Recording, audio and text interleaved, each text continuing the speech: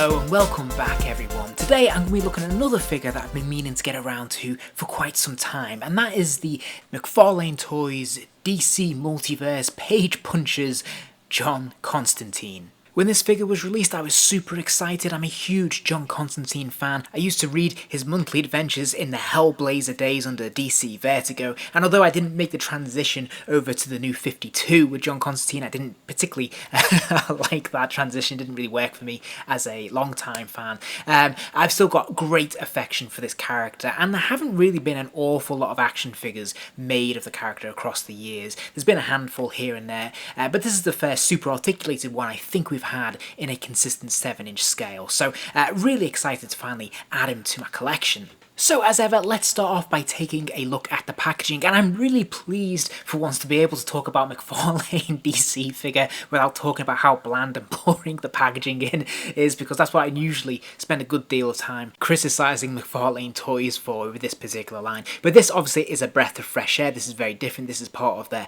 Page Punchers line, which is a lot more interesting. Now again, in terms of the actual design of the packaging, well, for a start it's a lot bigger, so I think that makes a much more visual impact on the shelf. For a start, it's a lot broader, it's a little bit taller, but chiefly, there's not an awful lot in terms of the actual design and layout. Again, it's still fairly bland, it's just black and white, and there's not a lot of colour or text here.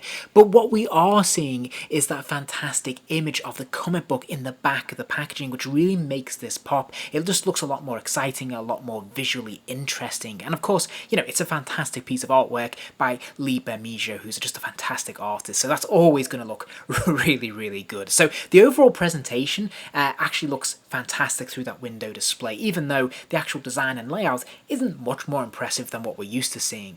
We can see that again if we look at the side panel. They've adopted that very similar approach to their usual DC Multiverse line. As I always say, a little bit of a waste of space here. They've just simply used the name of the character, and it would have been really nice if they'd used some of that fantastic artwork here or something specific to this character. That would have been you know, a lot more appealing if you're putting this on your shelf. So that criticism still remains, sadly. But if we look at the back of the packaging, again, we have that fantastic artwork by Lee Bermejo, the comic book cover, which I think looks really, really good. And then we have an image of the figure itself. Obviously, this packaging is largely text-free, which is quite nice, so the images is strong and striking. And yeah, it looks really good. I think the white card rather than black card just looks a lot more striking as well. It's a lot brighter and more eye-catching, I think. So this looks really good. I think they've done a pretty decent job with the presentation. And as I said, I'm just really pleased to have something new to talk about rather than looking at the same old packaging that we've seen time and time again from McFarlane Toys DC Multiverse line. Now I have to say, when the figure is liberated from his packaging, he's a lot more impressive than he looks in the box, or indeed in some of the production photos. First of all, I have to say I think they've done a really nice job with the overall sculpting of this figure and the overall look and aesthetic. If we look at this head sculpt, I think they've done a pretty decent job of capturing the likeness of the character. Of course, it's open to artistic license. Now I tend to think of my John Constantine being slightly older than he's represented, but again, I think this is largely based on his obviously modern appearances, his introduction in the New 52 run.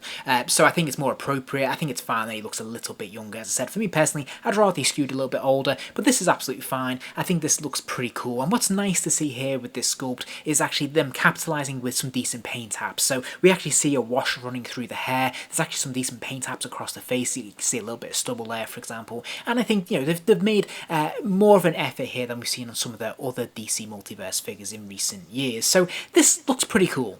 Now I think the sculpting for the rest of the body is pretty consistent. I think it's a really good sculpt. We can see a lot of detail, crunches, creases in the trench coat. We see somewhere there the untidy elements of the costume, the slack tie, the loose belt, and lots of creases within the shirt and trousers and various bits and pieces. And I think this, you know, looks really good.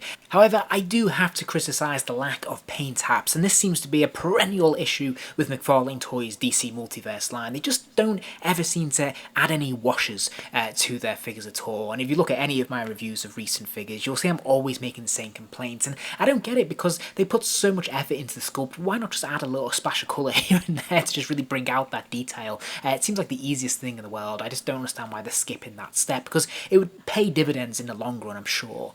So that being said, you know, I think this looks pretty good for the most part. A little bit bland in that trench coat, definitely needed some paint there. It's nice to see that the tie is nice and flexible. That's not not really stiff or solid, which is good. It will move with the figure, which is great. The trench coat itself is a lot more fitted. There's only a little bit of wiggle room towards the bottom of the coat, but that's fine. I think that works really well and is appropriate for this particular figure.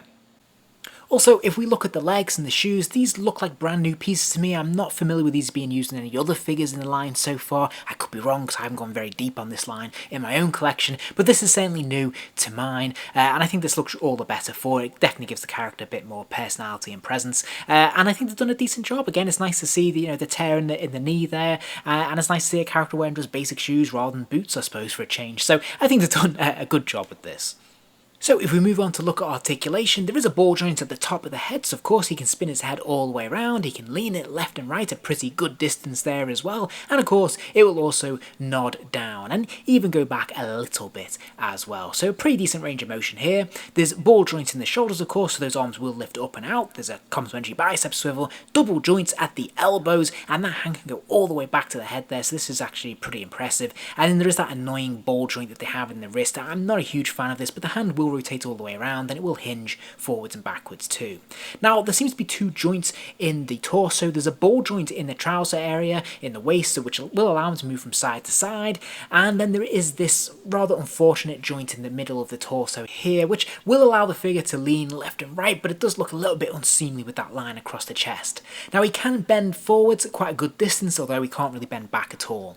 There's more ball joints in the hips, of course. The legs will kick out to the side, the legs will kick forwards, and they'll even go back a little bit as well. And there is a double joint at the knee, so that lower leg can kick all the way back there, which is fantastic. Finally, there's another ball joint at the ankle, allowing the foot to move from left to right, hinge forwards and backwards, and even pivot a little bit left and right as well. And then finally, there is some toe articulation. I'm also pleased to say that he comes with some fun accessories as well. Again, something that's not always been a strength of McFarlane Toys. He comes with this alternate hand, which has this sort of hex sphere at the end of it, which is pretty cool for conducting spells, and then he has this spell book as well, which I think is pretty exciting just because these accessories are so different to what we normally get with the superhero figures in this line. So this feels very different, it feels very fun and true to the character, which is fantastic. And thanks to this, we can create a number of different dynamic and interesting poses with the character with these props that just add a little bit of visual flair when we put them on display, and I think they both work really well and are quite interesting accessories. But that's not all though, because we also get a trading card, a display stand, and this comic book, which is what the Page Punchers are all about. Now it's actually a Black Adam comic book. There is an appearance by Constantine and the Justice League. Now the artwork, of course, on the front cover is by Liber Mijo. The artwork on the interior of the cover is obviously a very different artist, but still really nice stuff actually. I think this looks really good. And then towards the back of the comic book there's some advertisements for other graphic novels that you can collect and buy. And I have to say this is actually pretty successful. I used to see things like this back in the 90s, you'd see mini comic books packed in with figures, but this is a full-scale comic book with a decent number of pages and some pretty nice artwork to boot.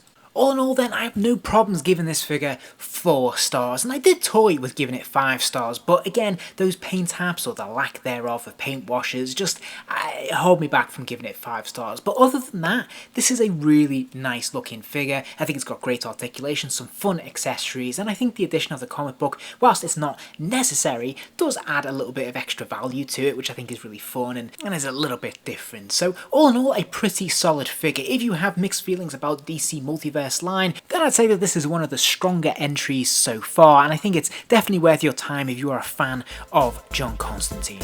If you enjoyed this video, please do give it a like and remember to subscribe, as there'll be plenty more videos soon.